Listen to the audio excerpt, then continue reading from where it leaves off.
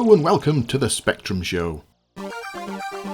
Coming up in this episode, we get all the news and latest Spectrum games from October 1987. I test out the K-Mouse interface.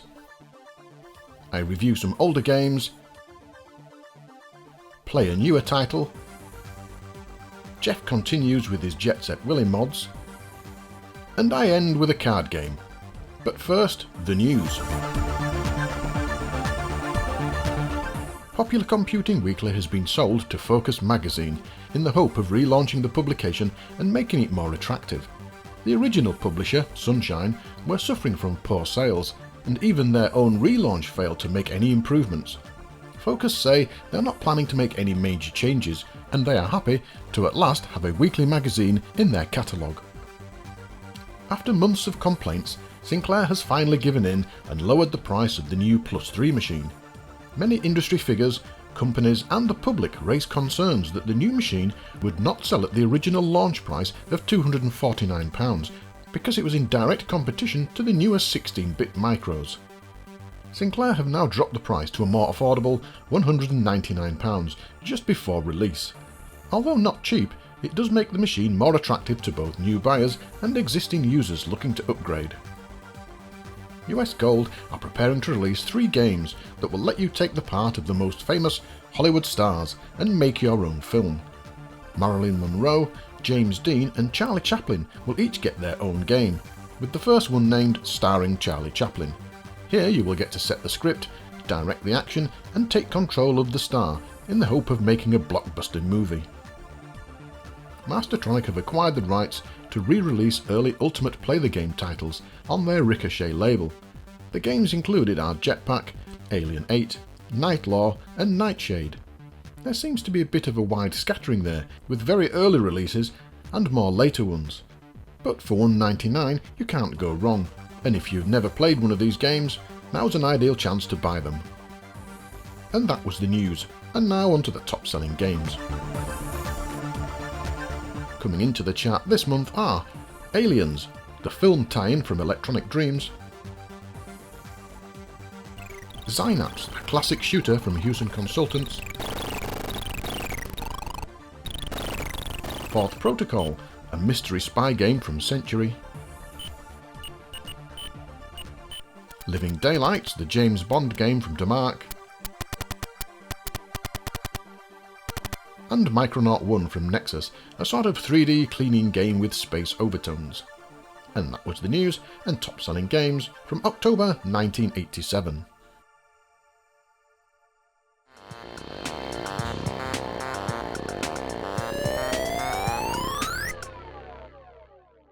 Back in the day there were several mice available for the Spectrum, but their use was very limited, usually to the software that came with them.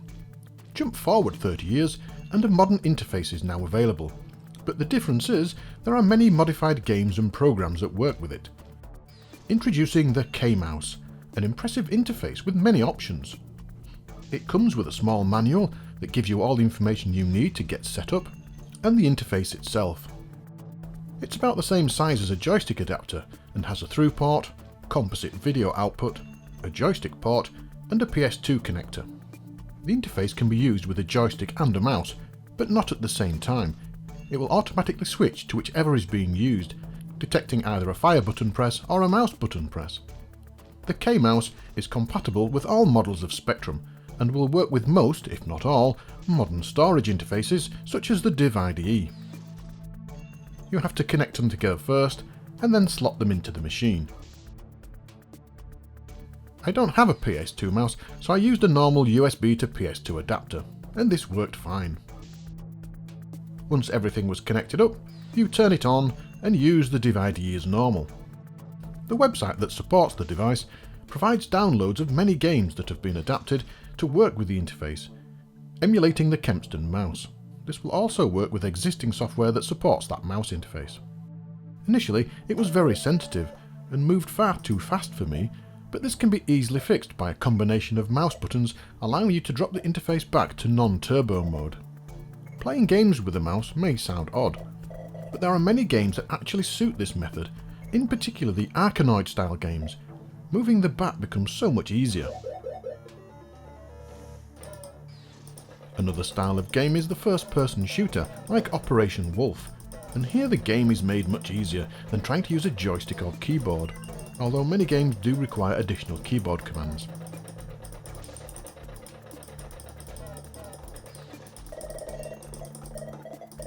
Shoot-'em-ups too are quite good, giving you much more accurate control.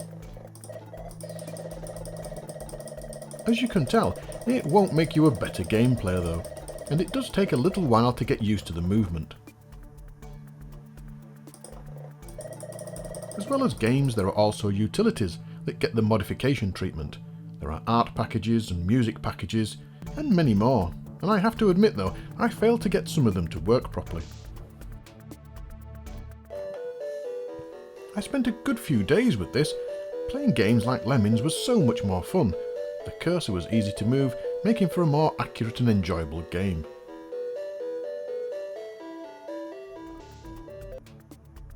Blood Witch was also a game that I tested. This Dungeon Master-like game works well with the mouse, and this style of game really needs that input type. The interface, so I found, was difficult to track down. Both Velsoft and the original maker, now named Byte Delight, seem not to sell them anymore.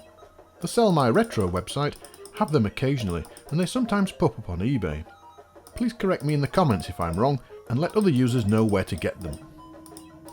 I was lucky to grab mine quite cheap from eBay, as they are a bit expensive, running in around £45 for a brand new one.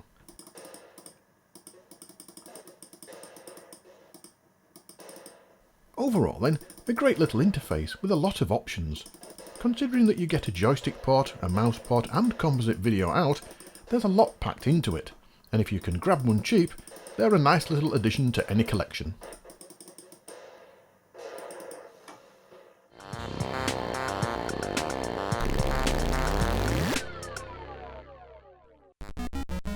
This is Gauntlet, released by US Gold in 1987.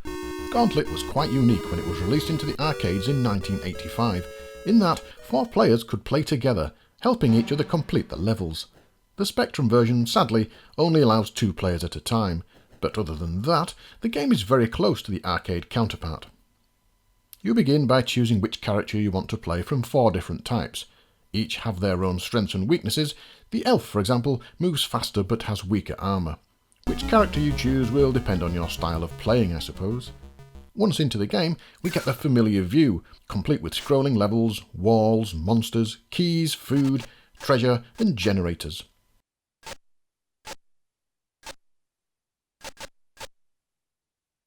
For anyone not too familiar with the game, the player moves around a dungeon trying to find the exit. Many times the player's path is blocked by walls, and to remove them they need a key. Often behind these walls, though, are hordes of enemies.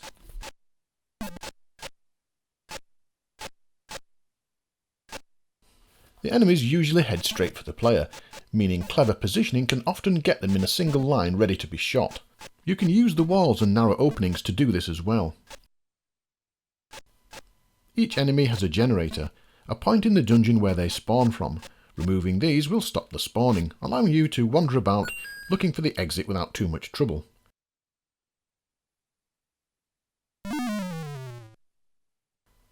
The levels are designed very well, some open, allowing the player to choose their own path, others more controlled, forcing the player on a set route.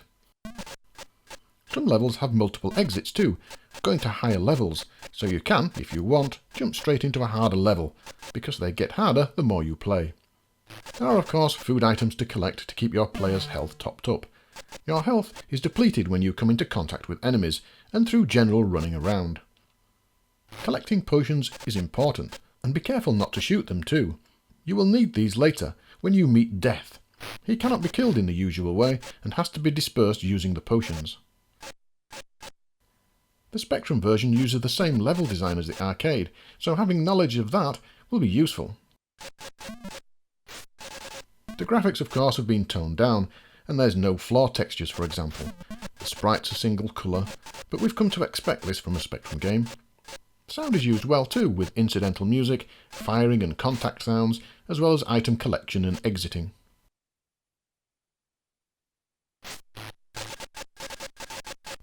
The arcade featured a lot of voice work, with the machine telling you various things from the state of your health to hints about playing the game.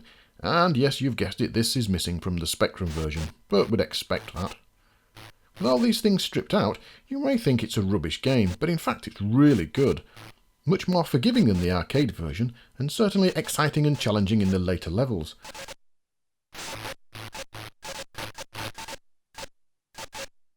I think the difficulty is spot on, allowing you to progress far enough to make you want to go back and have another try. A great conversion then, definitely worth playing.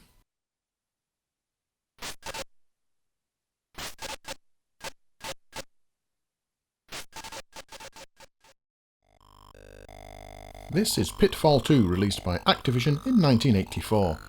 Pitfall was an iconic game for the Atari 1600, and was quickly followed by Pitfall II: The Lost Caverns.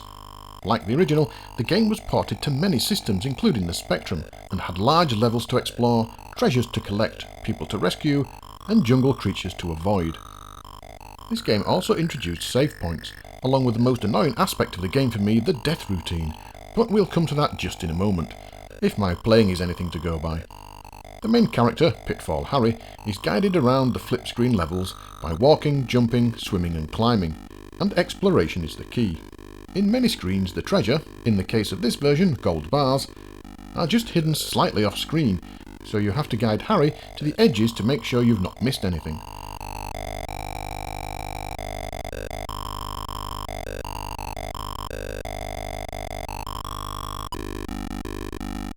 The gameplay is nothing new, and wasn't when it was released, but it's quite impressive that Harry can do so many actions. The swimming is particularly good. Now, let's get on to the bad points. First, when you approach the top of a ladder, you just plummet to the bottom. There seems to be a lack of collision detection here, and this catches you out time and time again. Next we have the death routine. Yeah, right. If you die, and you will often, Harry just floats, very slowly, and I mean slowly, back to the last checkpoint.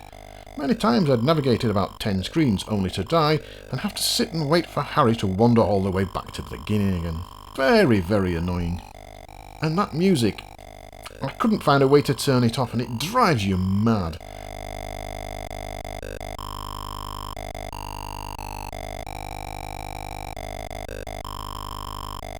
The graphics are okay for 1984, but nothing special. There's some nice animation there, but again, nothing outstanding. Control is responsive, but there's a slight pause before you jump, which is a bit odd and can sometimes mean you die because your timings are out. Sound is trying to ignore the music, which is very difficult. That's all there is. It does change though if you collect anything, but it's still tedious and should really have an option to turn it off.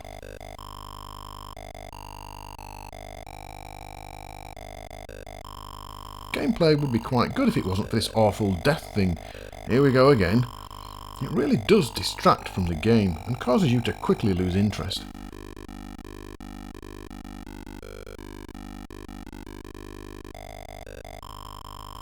Only play this if you're a fan, or a masochist. Time to stop that music then.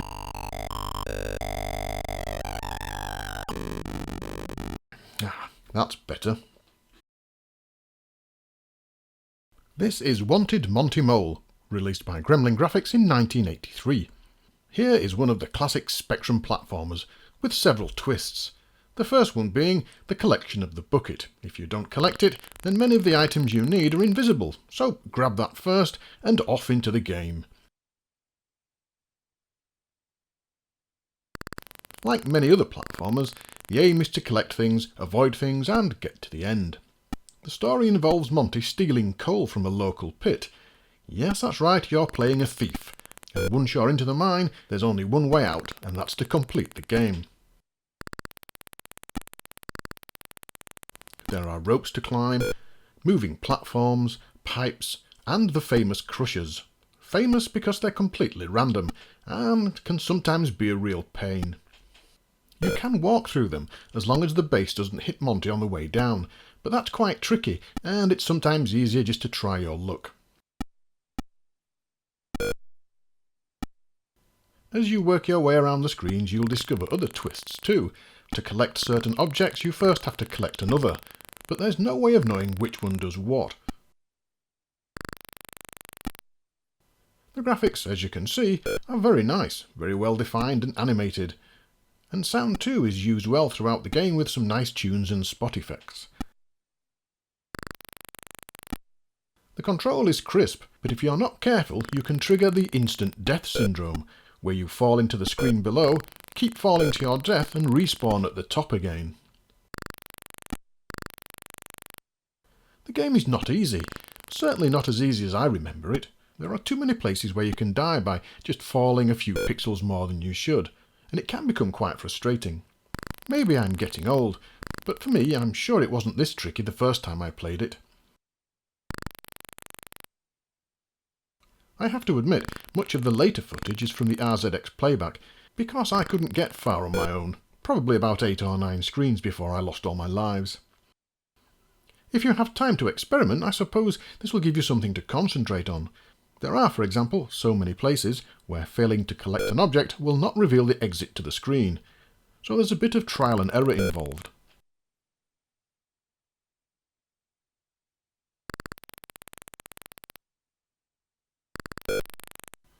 There are some nice touches, like the minecart section, but again this is very tricky. A classic game then, but much harder than I remember it.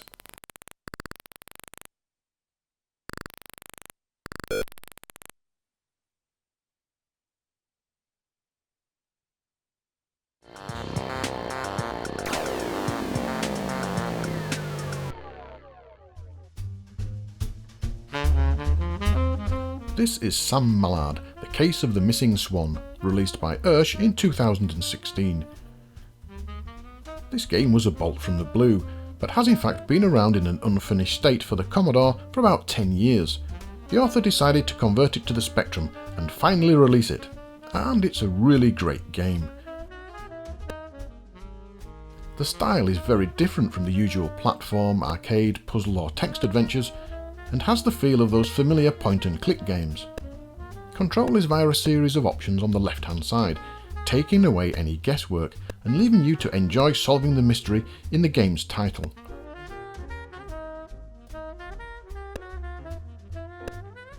This game is straight out of those 40s classic detective movies, and produces the atmosphere brilliantly. The dialogue and stylish graphics really help immerse you in the game's world, and the puzzles are enjoyable and logical. The sound is limited to your selections, but this does not detract from the game and helps you concentrate on playing. I've added some 40s style music just to help along with the atmosphere.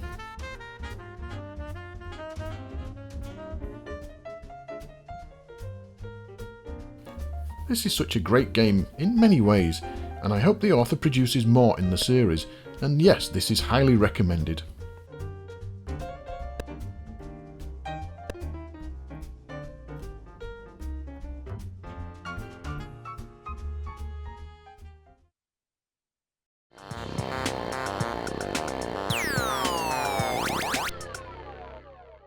There are 101 Jet Set Willy mods on the world of Spectrum. I've played them all, and these are some of my favourites. The final game in this series is Jet Set Willy 5 ZX Heroes. This game was released in 2002 by Igor Makovsky. This is an absolutely wonderful game. I was really blown away when I first saw it. Of all of the games that I've played while compiling this list, this was the first one on the list. I had played this before compiling the list, but I knew instantly that I was going to put this on the list. The other thing I'll say, and all credit to Igor, is that if I'd not stuck to my one author per game rule for this list, there would have been probably 2 or maybe 3 or even 4 of Igor's games on this list. It was realising that made me limit the list to only 1 per author. If you read the text file that comes with this game, Igor says that he wanted to make a game that really got you playing a modern game that made you feel nostalgic for all the old games of the past. And that's exactly what this game does. The backstory is quite interesting. So King Spectrum, who rules Spectrum Land, has basically got disinterested in his ZX Spectrum in the old games and says, I've got a new PC, I'm playing Doom, I don't want to play any of those old Spectrum games, and anyone who tries will just get OK10 whenever they try to play it. So Willy sets off quickly to put things right with Maria's help. I'm not sure what the justification is for collecting all the objects, but off he goes, and Willy is the hero of this game. Kind of in Mario fashion, he's designated the hero by the fact that he wears a cape. So off you go, collecting objects through 38 screens that, in the majority of cases, just pay tribute to old Spectrum games. And maybe it's me, maybe it's because I'm just so nostalgic for the Spectrum, but that's what I love about this game. You could argue that there isn't much originality in the sprites because they're all ripped from other games, but that doesn't really matter, because the way they're used and the way they're shown just does them so much justice. And there are interesting little quirks, like the Monty Mole sprite isn't just Monty Mole, he does have a few extra frames of animation that are a bit different. Now I'm tempted just to list off all of the games that are included in this game, all of the games that have been used to compile this game. But I don't think I will, because I think that would be slightly unfair on anyone going to play the game. I am going to level one small criticism at this game. And that is that in one or two of the rooms, there is a rope that kind of is vertical for a while and then swings really short. I found it really, really annoying. In fact, I think the first time I played this game, it almost put me off it. But that's a tiny criticism. And please, don't take that as a reason not to play this game. I have completed this game with save states, and unlike the previous game in this list, I don't think I could master it. I don't think I could ever actually complete this game without save state. There are only 38 screens, it's not a huge game, there aren't a massive amount of screens. While it's a 128k game, that isn't overused. There aren't too many rooms, 38 is actually enough, and as I say, it's pretty difficult. The end sequence to this game is really, really good. It is worth doing, and it is worth completing just to see the end sequence. So that's my final game in this list, Jet Set Willy 5 ZX Heroes. Before I go, I'd just like to say what incredible fun and enjoyment I had compiling this list of games. Whittling the huge list down to 9 games was really, really difficult. If I've missed any of your favourites out, I'm really, really sorry. As I said, these are just some of my favourites. There are loads of others that I really liked and enjoyed, and it was a difficult job to get down to 9. Go through the list yourself and play some of these games. They are all well worth playing. If I've missed out your favourite, are there any authors thinking, why did you miss out my game? I'm really, really sorry. I would have liked to have included more. The other thing I'd say is, I know there are more games being made. I know the list on World of Spectrum isn't comprehensive, there probably are more. So there are more really great Jet Set Willy mods just out there waiting to be played. So go ahead and play them. But if you only play one, make sure it's Jet Set Willy 5 ZX Heroes. And happy gaming!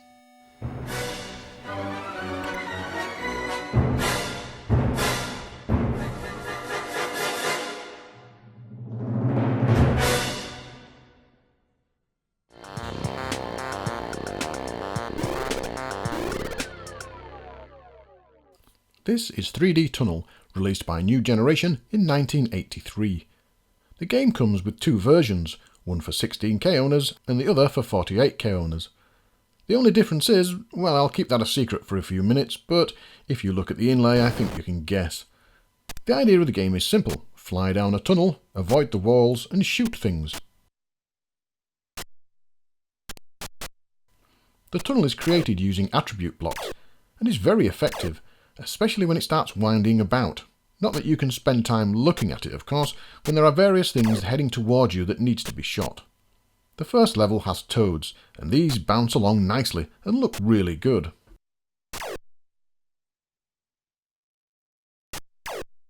The first part of level 1 consists of just straight tunnels, but as you get further in they begin to twist left and right, and this is where the effect really looks good. You have to turn with the tunnel too. If you crash against a wall, you lose one of your lives. The stages take a long time, about 5 minutes each, but eventually you'll get to stage 2, and here we have rats. Again, well drawn and well animated. The tunnel here, instead of moving left and right, moves upwards, and that's an evil twist because to hit the rats you have to be flying along the bottom of the tunnel. so once it starts turning upwards, you have to hit that key to make sure you don't crash. For 16K owners, that's it. You will, if you are good enough, get through to the end. And here the game stops, congratulates you, and asks you to start again. The graphics are impressive for a 1983 16K game, but the sound is a bit sparse, with effects for just firing, hitting or crashing.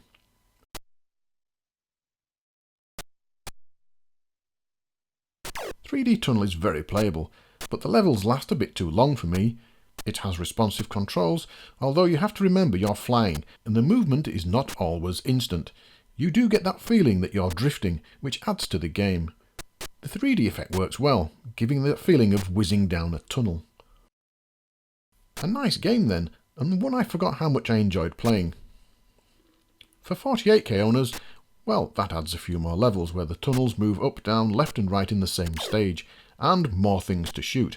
And if you finally make it to the last stage, you get a huge subway train hurtling down the tunnel towards you, which looks very impressive. But this is a 16K section, so maybe that will have to wait for a 48K review later on.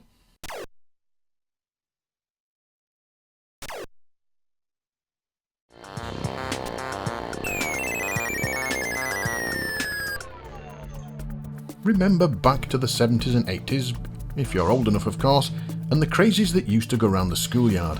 Slinkies, trolls, and top trumps.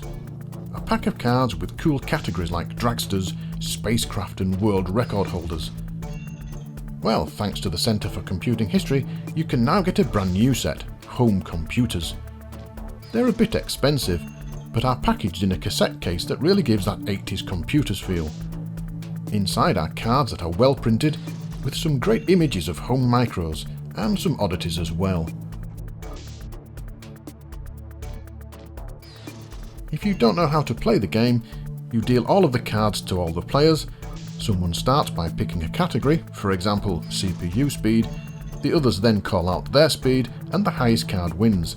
The winner then collects the cards off the other players, and so on, until all the cards have gone, with the winner being the person with all the cards. I would have bought this set had it been available in the 80s, to go with my supercars, hot rods and spacecraft. It's great to flick through this and check out some of the machines too, but I think it's a bit unfair sticking the Raspberry Pi in there.